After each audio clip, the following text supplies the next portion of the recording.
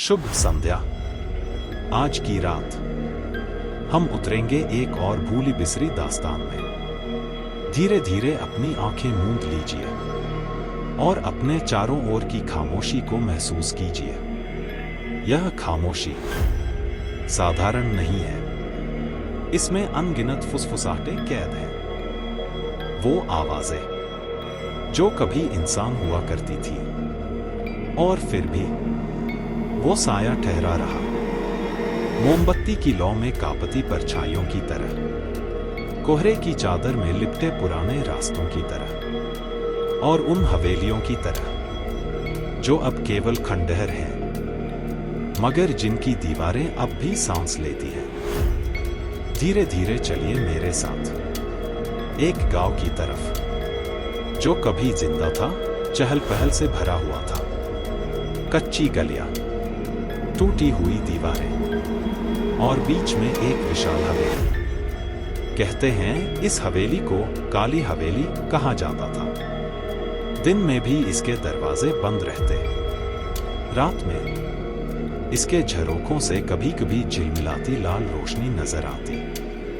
लोग कहते हैं ये हवेली केवल एक मकान नहीं थी, ये एक ऐसा घर था जहां समय ठहर गया था, जहां पीढ़ियों की आत्माएं अब भी भटक रही थी और हवेली की नींव किसी प्राचीन श्राप से जुड़ी थी।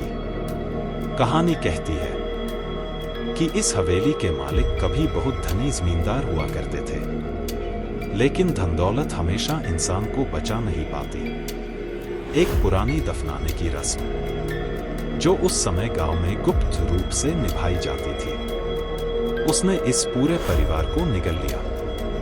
रात में कब्रिस्तान के किनारे पर लाल चादर ओढ़े हुए औरतें धीमी धीमी आवाज में मंत्र पढ़ा करती।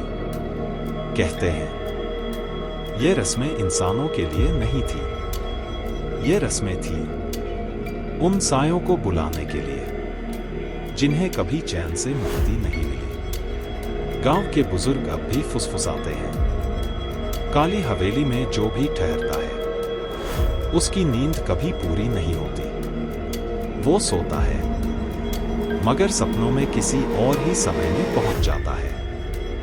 वो समय जब हवेली जिंदा थी और जिंदा हवेली से डरावना कुछ भी नहीं। धीरे धीरे सोचिए, अगर आप एक रात उस हवेली के भीतर जाते, टूटे हुए दरवाजे से अंदर कदम रखते और सामने एक लंबा अंधेरा गलियारा होता, दीवारों पर उखड़ी हुई तस्वीरें, धूल से ढके आईने जिनमें न आपका चेहरा न आपकी परछाई बल्कि कोई और नजर आता। शायद वही जमींदार या उसकी पत्नी या वो बच्चे जो हवेली में दफन हो गए थे। और फिर भी वो साया ठहरा रहा, कमरों में, खिड़कियों के पीछे, सीढ़ियों के नीचे और आपकी सांसों के आसपास। ये हवेली केवल एक कहानी नहीं, ये एक नींद लाने वाला सपना भी है। धीरे धीरे आप सुनते हैं घड़ी की टिक टिक, कोहरे के बीच दूर से आती घंटियों की आवाज और हवा में घुली मिट्टी की गंध। शायद आप सो जाए, शायद आप जागते जागते हवेली के भीतर पहुंच जाए। और इस तरह हमारी यात्रा अभी शुरू हुई है। ये तो सिर्फ पहला कदम है, अभी और भी गांव हैं, और भी हवेलियां और वो परछाइयां जो इंतजार कर रही हैं। भाग दो, भूला हुआ गांव और कब्रगाह की फुसफुसाहटें। धीरे धीरे कदम बढ़ाइए, हवेली के टूटे हुए दरवाजे से बाहर निकलिए और देखिए उस वीराने को जो कभी गांव कहलाता था। टूटे हुए कुएं, झुके हुए पेड़ और दीवारों पर उग आई काई। इस गांव का नाम था बरखेड़ा। कभी यहां सैकड़ों लोग रहते थे, हाट लगता था, बच्चे खेला करते थे, बैलगाड़ियों की खड़खड़ाहट गूंजती थी। मगर अब यहां सिर्फ खामोशी है, और वो खामोशी भी साधारण नहीं। इसमें कुछ दबीबी आवाजें हैं, कुछ गुमशुदा सांसें हैं, और कुछ प्राचीन किस्से हैं जो मिट्टी में गहरे गड़े हुए हैं। लोग कहते हैं कि बरखेड़ा अचानक खाली नहीं हुआ, कुछ हुआ था, कुछ ऐसा जिसने पूरे गांव को निगल लिया। रात के अंधेरे में गांव के लोग नींद में उठ जाते, धीरे धीरे एक पुराने पीपल के पेड़ के पास जाते, और फिर वापस कभी ना आते। सुबह जब सूरज निकलता तो उसी पीपल के नीचे गांव के किसी एक घर का नाम लिखा मिलता, कीचड़ में उभरे अक्षरों में, और वो घर उस रात के बाद हमेशा के लिए वीरान हो जाता। बरखेड़ा के बीचों बीच एक छोटा सा कब्रिस्तान था, आज भी है, घास से ढका हुआ, टूटे हुए पत्थर और बिना नाम की कब्रें।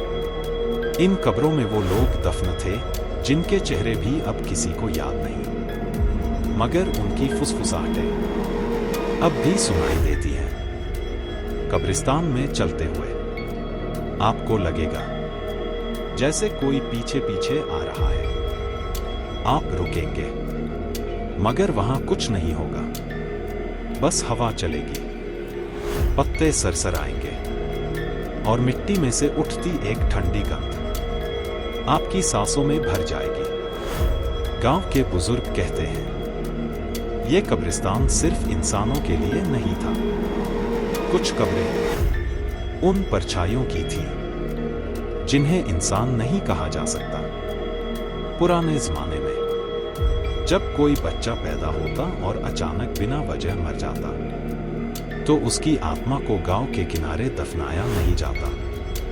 उसे इस कब्रिस्तान में लाकर लाल कपड़े में लपेटकर मिट्टी में सुला दिया जाता, और कहा जाता कि उनकी अधूरी सांसें यहां जमीन के नीचे अब भी करवट लेती है। धीरे धीरे आंखें मूंद लीजिए, सोचिए, अगर आप इस कब्रिस्तान से गुजर रहे होते और आपको ऐसा लगता कि जमीन के नीचे से कोई आपको देख रहा है, कोई बच्चा जिसकी आंखें अब भी खुली हैं, कोई औरत जो लोरी गा रही है, मगर उसकी आवाज मिट्टी के भीतर से आ रही है, और फिर भी वो साया ठहरा रहा।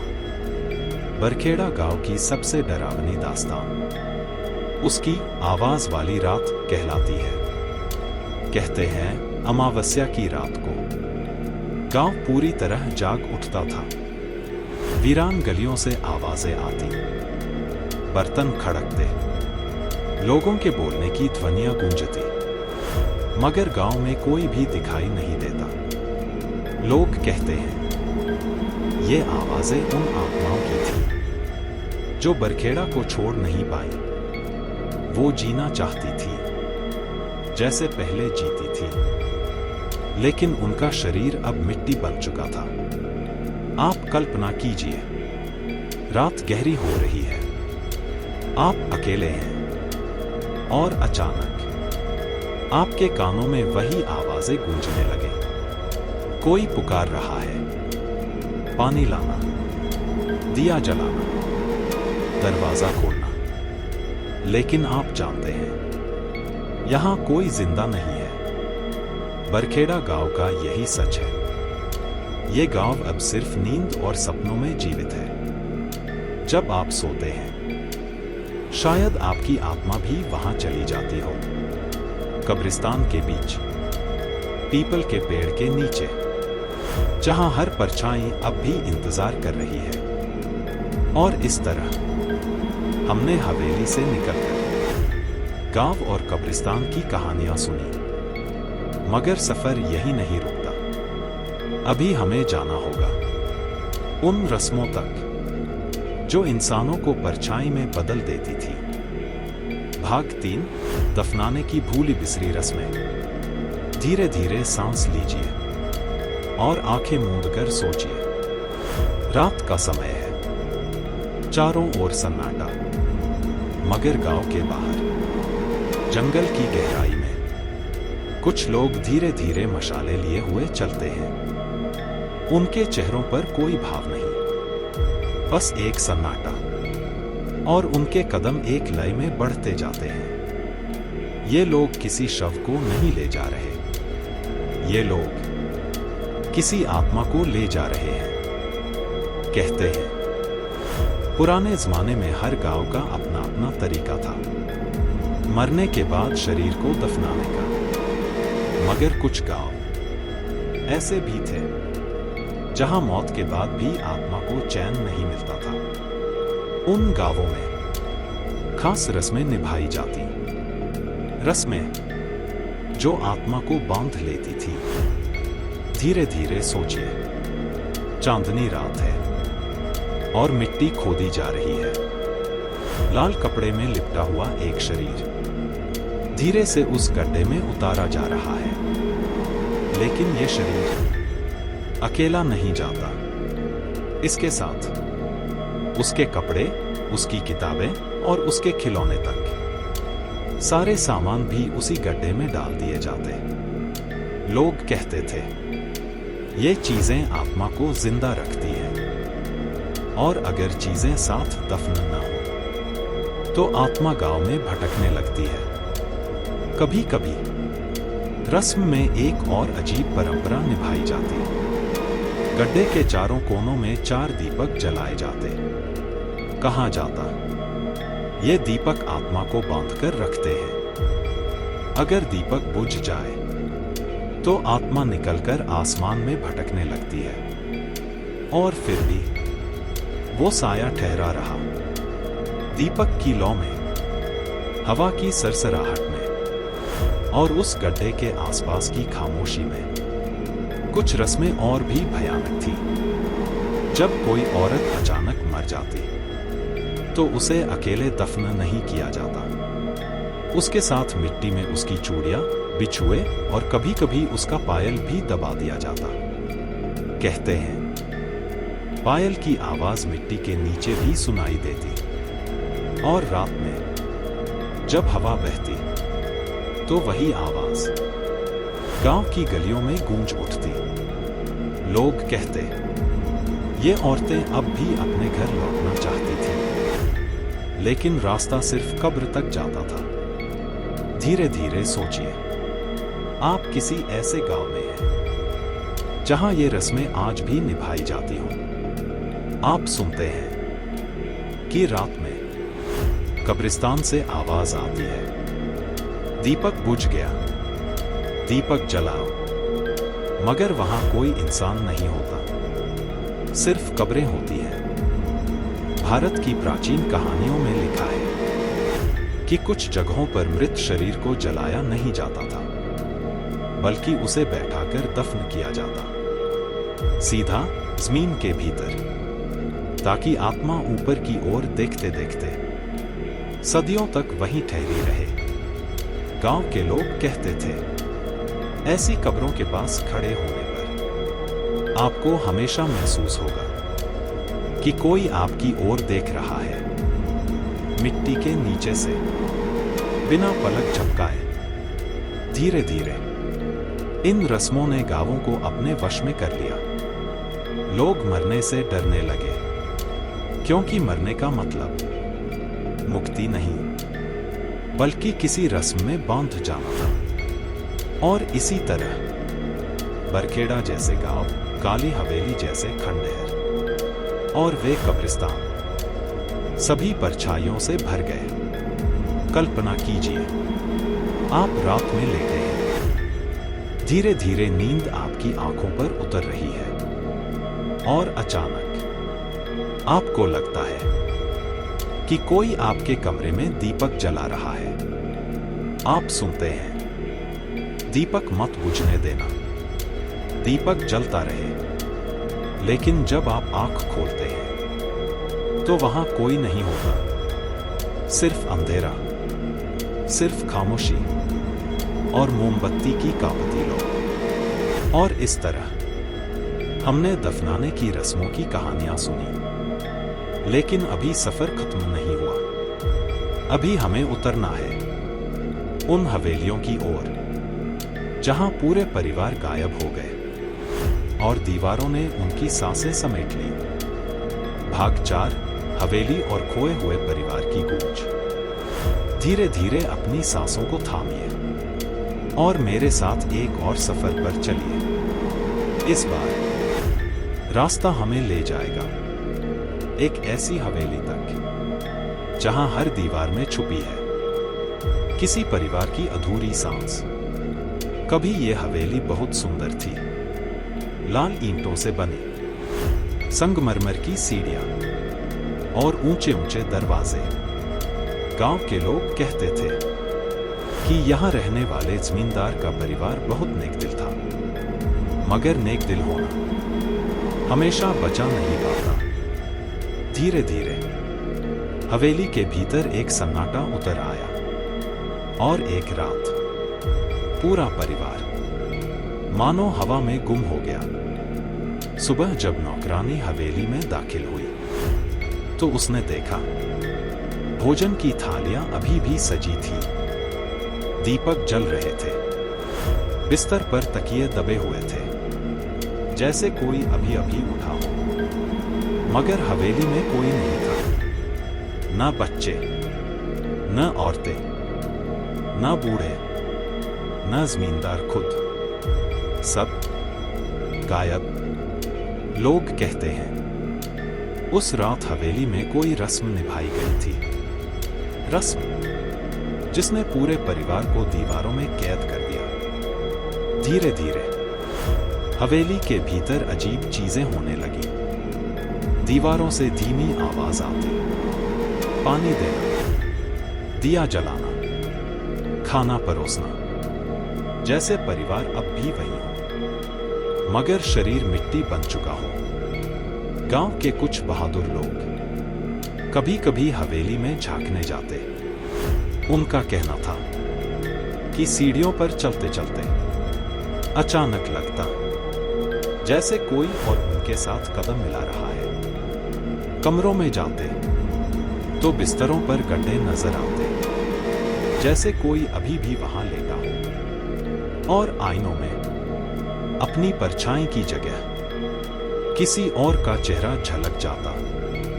धीरे धीरे सोचिए, आप इस हवेली में अकेले घूम रहे हैं, टूटी हुई खिड़कियों से चांदनी झर रही है, आपके कदमों की आहट गूंज रही है, और अचानक आपको दीवार के भीतर से कोई आवाज सुनाई देती है, एक बच्ची की जो धीमे से लोरी गा रही है।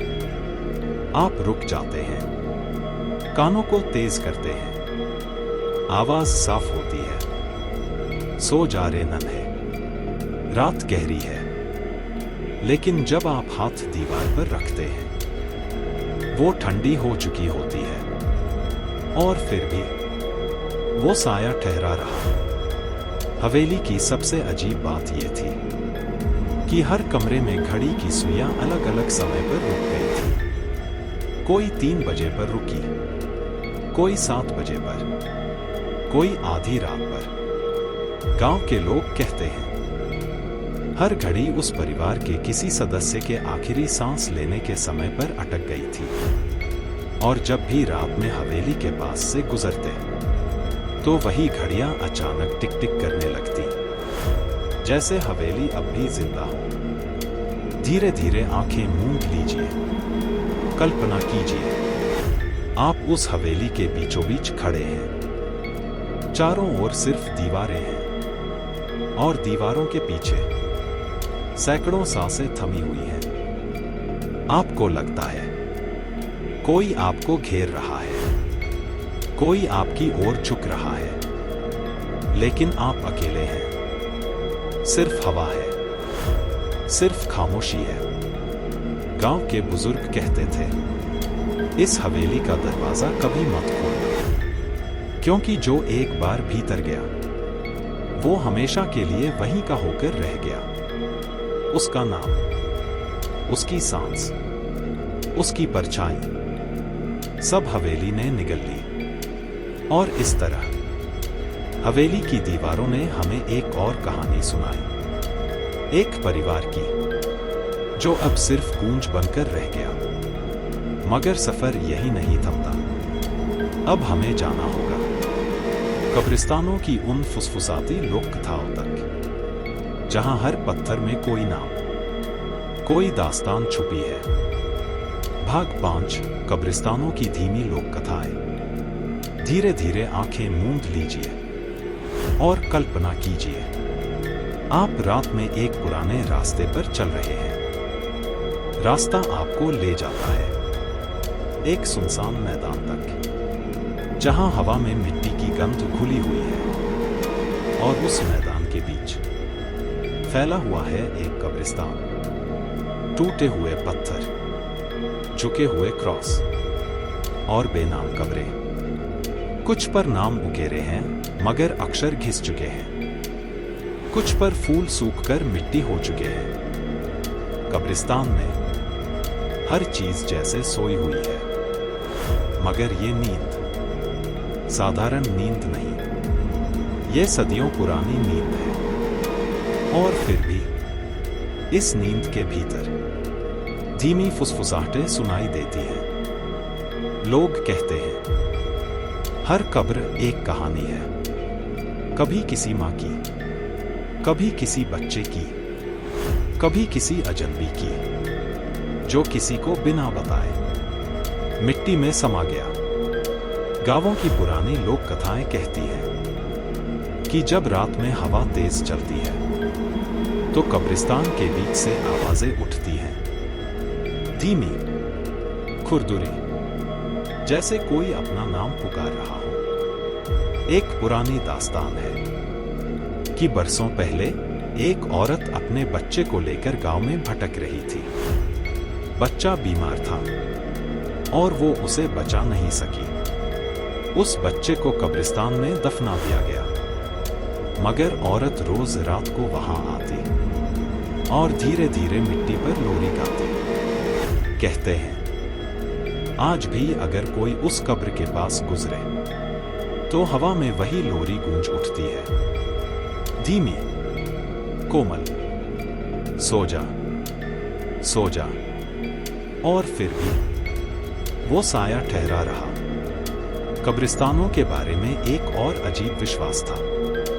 गांव के लोग कहते थे कि जो आत्माएं चैन से नहीं सो पाती वो अपनी कब्र के पत्थर पर निशान छोड़ जाती हैं। कभी पंजे के निशान, कभी खरोंचे, कभी अजीब चिन्ह। अगर कोई बच्चा गलती से रात में कब्रिस्तान में चला जाए तो सुबह उसकी हथेली पर भी वही निशान बन जाते, जैसे आत्मा ने उसे छुआ हो। धीरे धीरे सोचिए, आप कब्रिस्तान में अकेले खड़े हैं। चांदनी धुंधली है, पत्थरों की कतार आपके चारों ओर फैली है। और अचानक आप सुनते हैं कि कोई आपका नाम ले रहा है। आप रुक जाते हैं, दिल धड़कता है, मगर चारों ओर सिर्फ पत्थर है, सिर्फ मिट्टी है, सिर्फ खामोशी है। लेकिन आवाज दोहराई जाती है, आओ, बैठो यहां। भारत की प्राचीन लोक कथाओं में कहा गया है कि कुछ कब्रिस्तान दरअसल दरवाजे होते हैं, दरवाजे जिनके उस पार दूसरी दुनिया होती है। कभी सपनों की, कभी दुःस्वप्नों की। गांव के लोग डरते थे कि कहीं गलती से वो दरवाजा खुल ना जाए, कहीं कोई आत्मा बाहर ना निकल आए, कहीं कोई सोने वाला कब्रिस्तान के भीतर ना खिंच जाए। धीरे धीरे कल्पना कीजिए, आप कब्रिस्तान में बैठ जाते हैं। हवा ठंडी है, पैर हिल रहे हैं और अचानक आपको लगता है कि आपके नीचे की जमीन धड़क रही है, जैसे दिल की धड़कन, धीमी मगर साफ। क्या ये जमीन है या किसी आत्मा का शरीर जो अब भी सांस ले रहा है? और फिर भी वो साया ठहरा रहा। कब्रिस्तानों की यही सच्चाई है। ये सिर्फ पत्थरों और मिट्टी का ढेर नहीं, ये कहानियों का समुंदर है। हर कब्र एक किताब है और हर किताब एक ऐसी दास्तान जो अब तक पूरी नहीं हुई। और इस तरह हमने कब्रिस्तानों की धीमी लोक कथाओं को सुना, मगर अब हमारी यात्रा और भी गहरी होगी, क्योंकि आगे हमें जाना होगा भारत के उन भूले हुए प्रेत गांवों तक जहां आज भी परछाइयां जिंदा है। भाग 6, भारत के भूले हुए प्रेत गांव। धीरे धीरे सांस लीजिए और सोचिए, आप एक पुराने रास्ते पर चल रहे हैं। रास्ता उबड़ खाबड़ है, दोनों तरफ सूखे पेड़ खड़े हैं और हवा में धूल उड़ रही है। काफी देर चलने के बाद आपके सामने आता है एक गांव, मगर ये गांव साधारण नहीं। इसके दरवाजे टूटे हुए हैं, घर जर्जर हैं और गलियां सुनसान हैं। कभी ये गांव चहल पहल से भरा हुआ था, बच्चों की हंसी, बैलगाड़ियों की आवाज, हाट बाजार का शोर। मगर अब यहां सिर्फ सन्नाटा है। लोग इसे कहते हैं प्रेत गांव। भारत में कई ऐसे गांवों की कहानियां मिलती हैं। कुछ अचानक खाली हो गए, कुछ पर श्राप लग गया और कुछ को आत्माओं ने अपना घर बना लिया।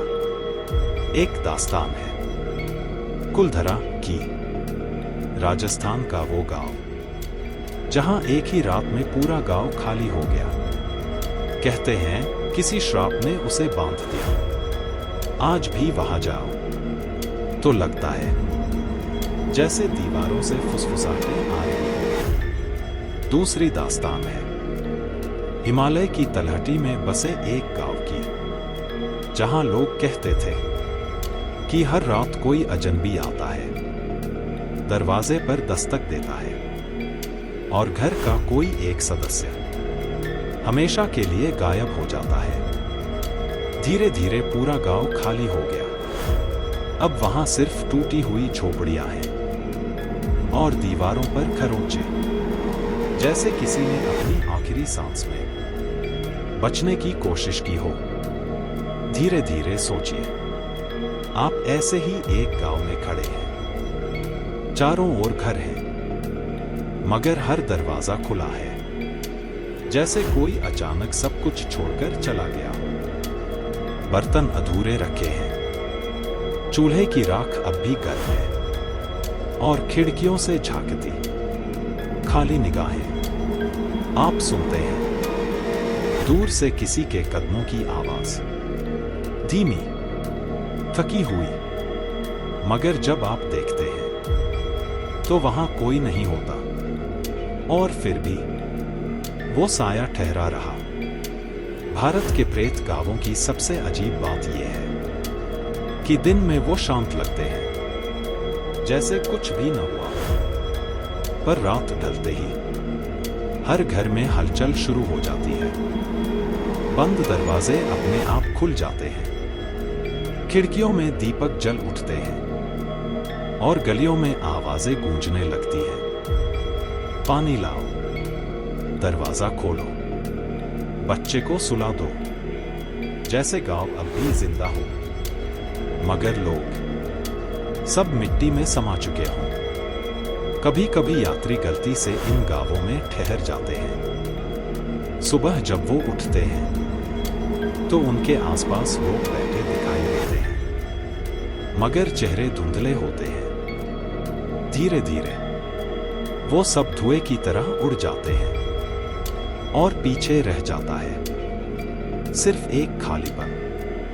धीरे धीरे आंखें मूंद लीजिए, कल्पना कीजिए आप एक प्रेत गांव में लेटे हैं। रात गहरी है, हवा धीमे धीमे बह रही है और अचानक आप सुनते हैं कि आपके दरवाजे पर दस्तक हो रही है। टुक टुक टुक। आप चौंक कर उठते हैं। दिल तेज धड़कता है। मगर जब दरवाजा खोलते हैं तो वहां कोई नहीं होता। सिर्फ अंधेरा, सिर्फ खामोशी। और फिर भी वो साया ठहरा रहा। भारत के प्रेत गांवों की यही दास्तान है। ये गांव अब सिर्फ कहानियों में नहीं, बल्कि सपनों और नींद में भी आते हैं। कभी हल्के से, कभी गहराई से। और जब भी आते हैं तो सोने वाले को अपने भीतर खींच लेते हैं। और इस तरह हमने प्रेत गांवों की दास्तान सुनी, लेकिन हमारी यात्रा अभी और गहरी है। अब हमें उतरना होगा उन हवेलियों और मंदिरों तक जहां प्राचीन अनुष्ठान आज भी हवा में गूंजते हैं। भाग 7, प्राचीन मंदिर और भूले हुए अनुष्ठान। धीरे धीरे आंखें मूंद लीजिए और मेरे साथ चलिए एक ऐसे स्थान पर जहां पत्थरों ने सदियों का इतिहास देखा है। यह है एक प्राचीन मंदिर, जंगल के भीतर छुपा हुआ, लताओं और बेलों से घिरा हुआ। इसका प्रवेश द्वार टूटा हुआ है। दीवारों पर शिलालेख धुंधले पड़ चुके हैं और बीच में एक विशाल मूर्ति खड़ी है, आधी टूटी, आधी जिंदा। लोग कहते हैं यह मंदिर सिर्फ पूजा के लिए नहीं था। यहां अनुष्ठान होते थे, अनुष्ठान जो आत्माओं को जगाते थे। धीरे धीरे सोचिए, रात का समय है, मंदिर के भीतर घोर अंधकार है, मगर बीच में दीपक जल रहा है। उस दीपक की लौ कांप रही है और उसके चारों ओर बैठे हैं लोग, सफेद वस्त्रों में। उनकी आंखें बंद हैं और वे एक ही स्वर में मंत्र पढ़ रहे हैं। मंत्र इतने धीमे हैं कि सुनते सुनते नींद आने लगती है। मगर नींद यहां सुरक्षित नहीं, क्योंकि नींद में ही आत्माएं जाग उठती हैं। गांव की दास्तान कहती है कि इस मंदिर में कभी अर्पण की रस्म होती थी। इस रस्म में मरने वाले की कोई वस्तु मूर्ति के चरणों में रख दी जाती थी। कभी उसका कपड़ा, कभी उसका खिलौना, कभी उसकी चूड़ियां।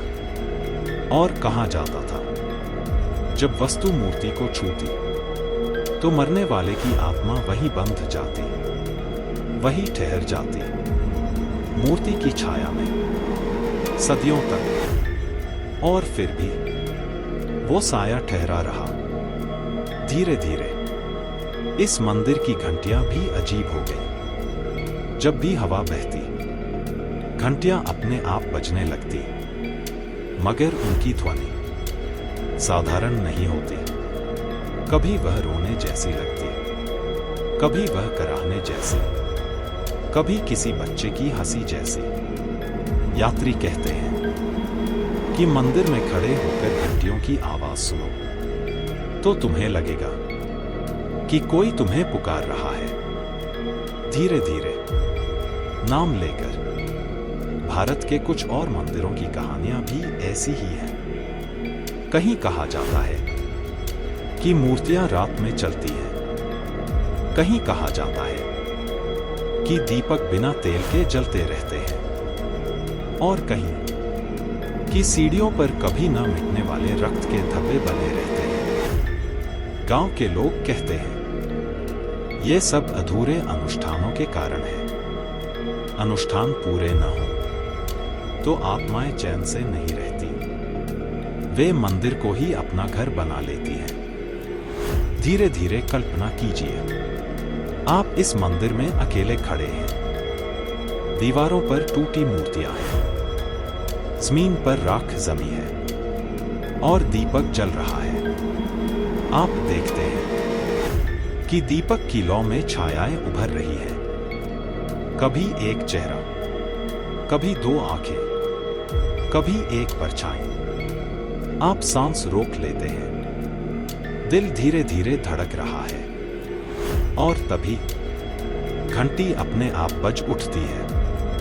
ध्वनि पूरे मंदिर में गूंजती है, धीमी, गहरी, जैसे कोई प्राचीन आत्मा जाग उठी हो। और फिर भी वो साया ठहरा रहा। प्राचीन मंदिरों की यही दास्तान है। वे सिर्फ पूजा स्थल नहीं, बल्कि परछाइयों का निवास है।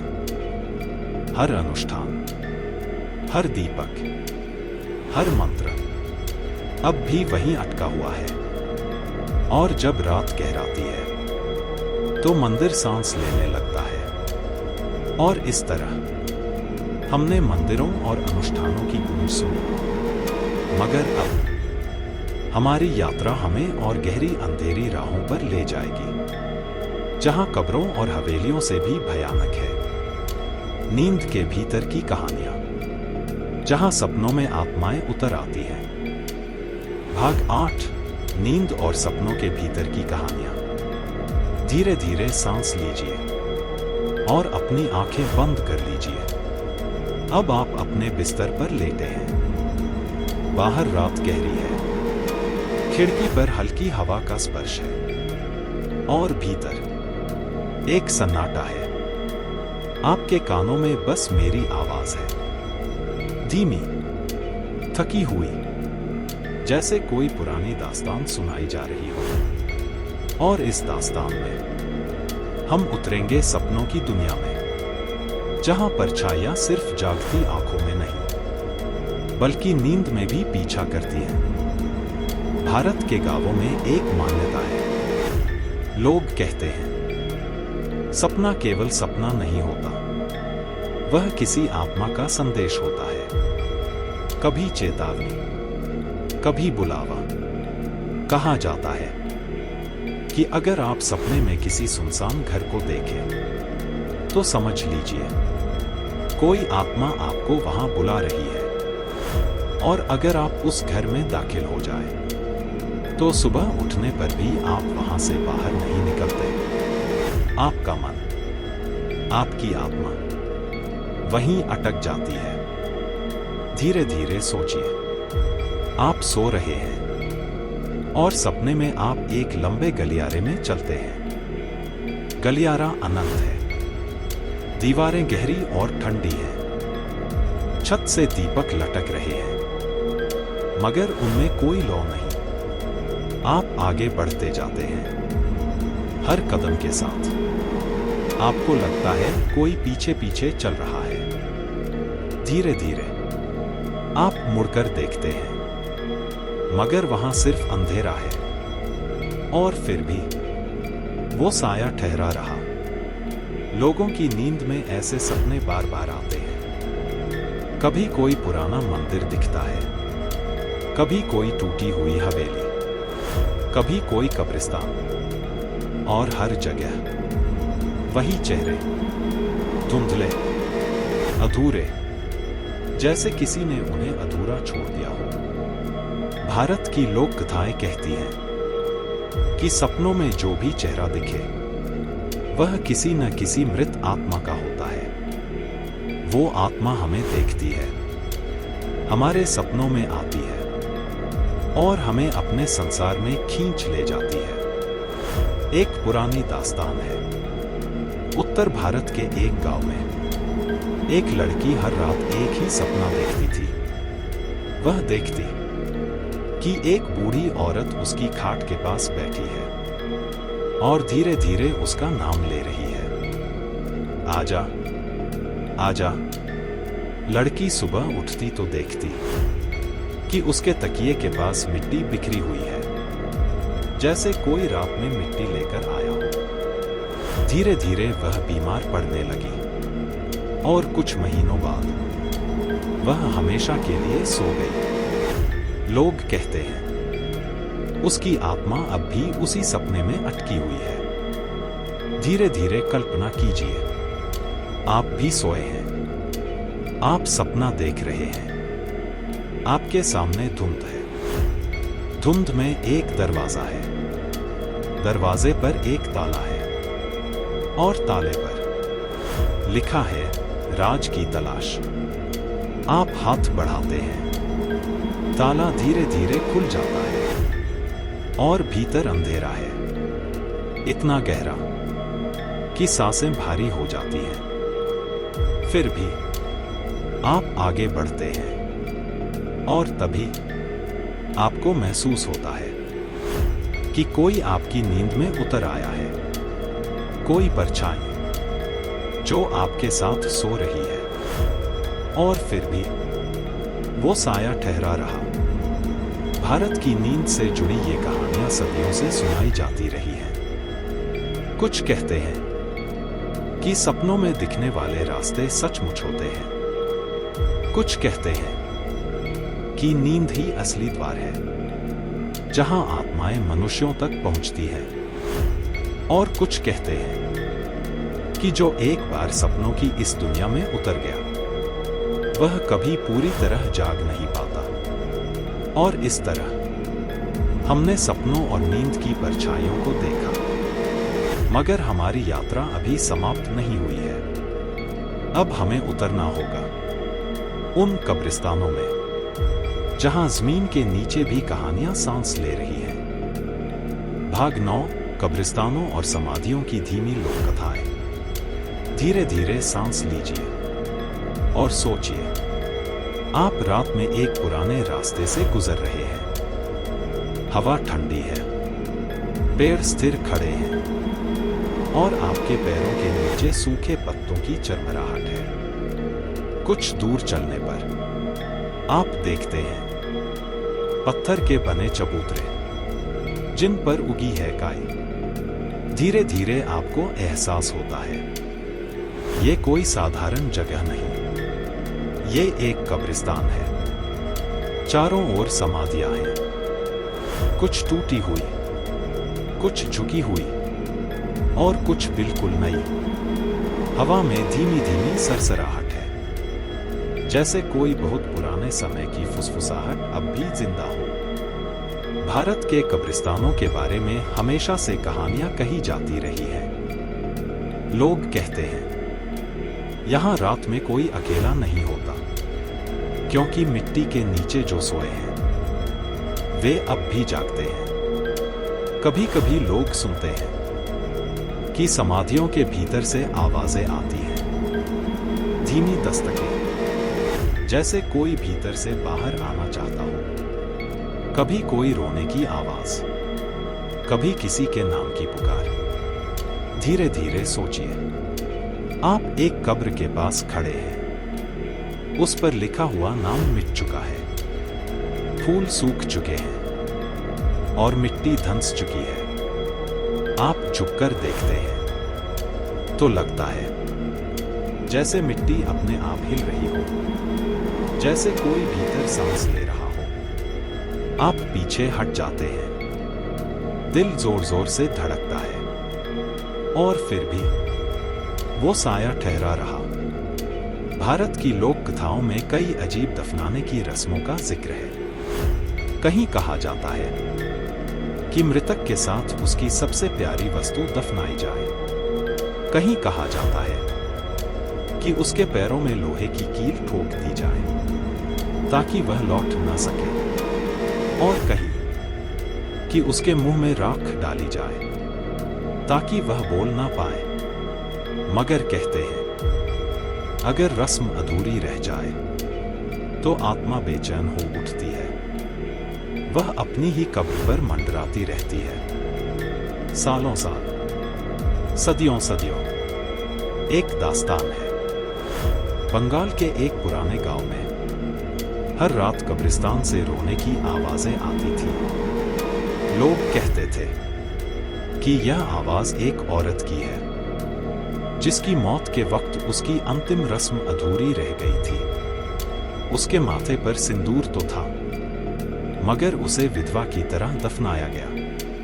कहा जाता है उसकी आत्मा आज भी हर रात पूछती है, मैं कौन हूं? धीरे धीरे कल्पना कीजिए, आप कब्रिस्तान के बीचों बीच खड़े हैं। चारों ओर समाधियां हैं, चांदनी उन पर उतर रही है।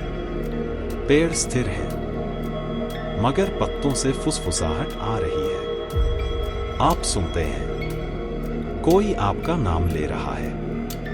धीरे गहरी आवाज में आप मुड़ते हैं, मगर वहां कोई नहीं, सिर्फ एक खाली समाधि और उस पर जली हुई मोमबत्ती। आपका दिल और भारी हो जाता है। आप आंखें बंद कर लेते हैं, मगर जब खोलते हैं तो देखते हैं कि एक परछाई आपकी कब्र पर खड़ी है, और फिर भी वो साया ठहरा रहा। भारत के कब्रिस्तानों की यही दास्तान है। यहां नींद भी अधूरी है, यहां सपने भी बांध लेते हैं। यहां हर समाधि, हर पत्थर, हर नाम एक कहानी सुनाता है, धीमी, लंबी और अंतहीन। और इस तरह हमने कब्रिस्तानों की फुसफुसाहट सुनी, मगर हमारी यात्रा अब भी अधूरी है, क्योंकि आगे हमें जाना होगा उन वीरान हवेलियों में जहां परिवार तो खो गए, मगर उनकी परछाइयां अब भी जीवित हैं। भाग 10, वीरान हवेलियां और खोए हुए परिवार। धीरे धीरे आंखें बंद कर लीजिए और सोचिए, आप एक सुनसान रास्ते पर चल रहे हैं। रात गहरी है, हवा ठंडी है, और दूर क्षितिज पर एक हवेली नजर आ रही है। हवेली ऊंची है, उसकी खिड़कियां टूटी हुई हैं, दीवारों पर बेलें चढ़ी हैं, दरवाजा आधा खुला है, और भीतर से हल्की हल्की रोशनी झांक रही है।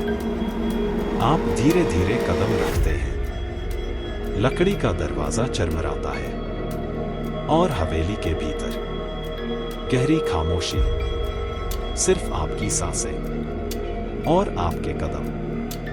भारत की हवेलियों की कहानियां सदियों से सुनाई जाती रही हैं। कभी ये परिवारों से भरी रहती थी, बच्चों की हंसी, त्योहारों की रोशनी, संगीत की गूंज। मगर अब सिर्फ धूल और परछाइयां। लोग कहते हैं हवेलियां खाली नहीं हुई, परिवारों के शरीर तो चले गए, मगर उनकी आत्माएं यहीं रह गई। हर कमरा, हर आंगन अब भी उन आवाजों से गूंजता है। धीरे धीरे सोचिए, आप हवेली के आंगन में खड़े हैं। चारों ओर दीवारों पर जाल लगे हैं, बीच में एक टूटा हुआ फव्वारा है, मगर अचानक आप सुनते हैं पानी की टप-टप आवाज।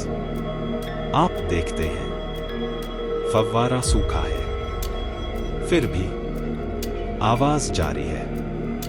आपकी नजर ऊपर जाती है, बालकनी में कोई खड़ा है, सफेद कपड़ों में, चेहरा धुंधला है। आप देखते रहते हैं, मगर धीरे धीरे वह परछाई धुएं की तरह गायब हो जाती है, और फिर भी वो साया ठहरा रहा। कई हवेलियों में पुरानी तस्वीरें मिलती हैं, दीवारों पर टंगी तस्वीरें जिनकी आंखें मानो आपको देख रही हों। लोग कहते हैं रात में इन तस्वीरों की आंखें हिलती हैं, कभी मुस्कुराती हैं, कभी आंसू बहाती हैं, और कभी सुनने वाले का नाम लेती हैं। एक दास्तान है उत्तर प्रदेश की एक हवेली में। हर कमरे की दीवार पर एक ही परिवार की तस्वीरें थीं, मगर जब कोई रात में जाता तो तस्वीरों में लोग बदल जाते, बच्चे बूढ़े बन जाते, औरतें कंकाल बन जाती, मगर तस्वीर का एक चेहरा हमेशा वही रहता। एक छोटी लड़की का, उसकी आंखें खाली थी, और लोग कहते थे वह तस्वीर नहीं बल्कि आत्मा है। धीरे धीरे कल्पना कीजिए, आप हवेली के सबसे बड़े कमरे में प्रवेश करते हैं। बीच में एक टूटी हुई चारपाई है, खिड़की से चांदनी उतर रही है। कमरे में सन्नाटा है, मगर अचानक चारपाई हिलने लगती है। जैसे कोई उस पर बैठा हो। आपके कदम भारी हो जाते हैं, दिल जोर से धड़कता है, और तभी आप सुनते हैं कि कोई धीरे धीरे आपकी तरफ चल रहा है। आपके कानों के पास आकर फुसफुसाता है, तुम देर से आए। और फिर भी वो साया ठहरा रहा। भारत की वीरान हवेलियां सिर्फ खंडहर नहीं है, ये परिवारों की यादें हैं, ये आत्माओं की पनाहगाह है। यहां समय रुक गया है, घड़ियां टिक टिक नहीं करती, दीपक बुझते नहीं, और परछाइयां मिटती नहीं।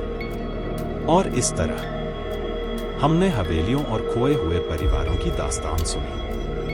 मगर हमारी यात्रा अभी भी अधूरी है, क्योंकि अब हमें उतरना होगा उन भूले हुए गांवों और रहस्यमयी रास्तों पर, जहां हर मोड़ पर कोई अनजाना राज छुपा है। भाग 11, अंतिम सफर और राज की तलाश। धीरे धीरे सांस लीजिए और अपने मन को शांत कर दीजिए। रात गहरी है, हवा हल्की है, और चारों ओर सिर्फ सन्नाटा है। हमारी यात्रा अब अपने अंतिम पड़ाव पर है। हमने देखा कब्रिस्तान की फुसफुसाहटें, वीरान हवेलियों की परछाइयां, प्राचीन मंदिरों के अधूरे अनुष्ठान, भूले हुए प्रेत गांव, और नींद के भीतर उतरती आत्माएं। हर कहानी, हर साया एक रहस्य लेकर चलता है, और उन रहस्यों में हमने महसूस किया कि कुछ चीजें कभी पूरी तरह नहीं खुलती। धीरे धीरे कल्पना कीजिए, आप एक वीरान रास्ते पर चल रहे हैं। सुरमय चांदनी आपके चारों ओर बिखरी हुई है। सन्नाटा इतना गहरा है कि आपके कदमों की आहट भी खो जाती है।